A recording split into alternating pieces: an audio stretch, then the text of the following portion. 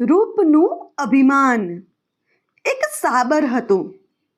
તેને સાબરના ટોળામાં ગમે નહીં. કાયમ તે પોતાના સાથીદારોથી અલગ થઈ એકલું ફરે. એક દિવસ સાબર નદી કાંઠે ઉગેલું લીલું તાજું ઘાસ ચરતું હતું. ઘાસ ખાઈને સાબર પાણી પીવા નદી કિનારે ગયું. નદીનું પાણી કાચ જેવું ચોખ્ખું હતું. સાબરે પાણી પીવા જતાં પાણીમાં પોતાનું પ્રતિબિંબ જોયું. તેને થયું, વાહ, કેવા સુંદર મારા શિંગડા છે. માથે જાણે મુગટ પહેર્યો હોય એવા શોભે છે. પણ મારા આ પગ કેવા પાતળા, મને એ બેડોળ કરી મૂકે છે. એનું જ મને દુઃખ છે. પોતાના મોટા શિંગડાના અભિમાનથી તે પોતાના અને બીજા સાથીઓથી જુદું પડી હંમેશા એકલું ફરતું. પોતાના સાથીઓના નાના શિંગડા જોઈ તેની ઠેકડી ઉડાડતું. એક દિવસ તે ઘાસ ચરતું હતું. તે સમયે નજીકમાં જ ધ્રુજાવી દે એવી પરિચિત વાસ તેને આવી. તે કંઈ સમજે તે પહેલાં જ વાવાઝોડાની માફક ધસી આવતા બે ખૂંખાર ચિત્તા જોયા.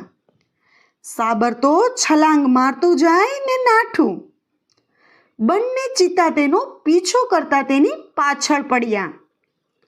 પોતાનો જીવ બચાવવા સાબર આગળ દોડીએ જાય.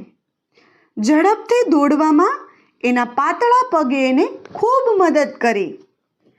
તે ચિંતાથી ઘણું આગળ નીકળી ગયું ને ગીચ જંગલમાં આવી પહોંચ્યું. ત્યાં અચાનક જાણે કોઈએ તેને પકડી દોડતું અટકાવ્યું હોય તેવું લાગ્યું. સાબરે જોયું કે એના શિંગડા એક ઝાડની ડાળીઓમાં ભરાઈ ગયા છે. તેણે ડાળીઓમાંથી શિંગડા કાઢવા ખૂબ મહેનત કરી, પણ તેના વાંકા ચૂકડા શિંગડા એવા ભરાઈ ગયા કે તે નીકળ્યા જ નહીં. સાબરને થયું, મારા આ દુબળા પાતળા પગને મેં ખોટા વગોવ્યા ને તેણે તો મને ચિત્તાના પંજામાંથી બચાવ્યું.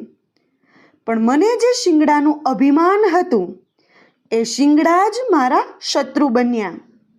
ખરેખર તો જે ચીજ આપણને મદદ કરે તેમ હોય તેનું રૂપ કે દેખાવ ન જોવો જોઈએ. અને જે ચીજ આપણને મુસીબતમાં મૂકી દે તેમ હોય તે ગમે તેટલી રૂપાળી હોય તો પણ તેનાથી ખૂબ સાવચેત રહેવું જોઈએ. આમ બરાબર વિચાર કરતું હતું ત્યાં જ તેના સારા નસીબે શિંગડું તૂટી ગયું અને તે પોતાના પાતળા પગની મદદથી નાસીને પોતાનો જીવ બચાવવામાં સફળ રહ્યું.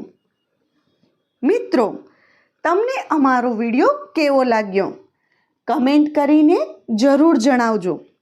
અને જો તમને અમારો વિડીયો ગમ્યો હોય તો અમારા વિડીયોને લાઈક અને વધુમાં વધુ શેર કરવાનું ભૂલતા નહીં.